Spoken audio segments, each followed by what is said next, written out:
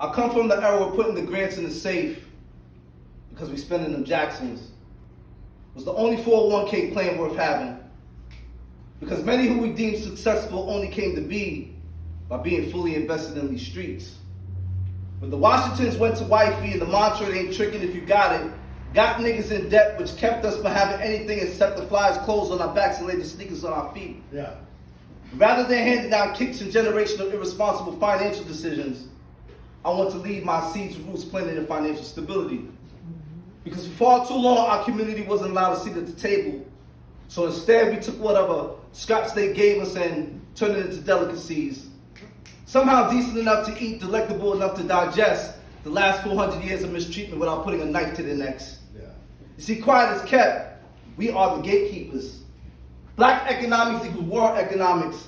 And once we say enough is enough, that we will no longer allow the pockets of our oppressors with frivolous spending, supporting brands that don't support our bottom line, you know, those who have the hardest of time empathizing with the plight of black lives, no longer utilizing our stimulances to stimulate their Wall Streets, but rather pour back into us so that we can help build back what they stole, desecrated, and destroyed.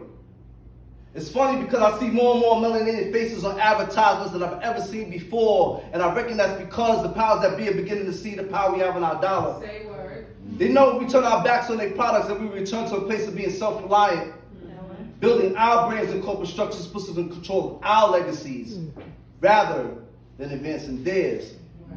So cheers to all of us out there in the 700-800 club, and even more applause to those working harder to get there.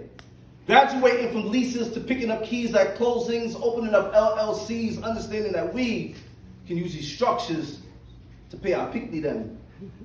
1099s over 1040s and W-2s, multiplying the small shares of fractions they reluctantly choose to share with us, knowing good and damn well we done paid more than the price, and then some. Thank you. Yeah! El uno.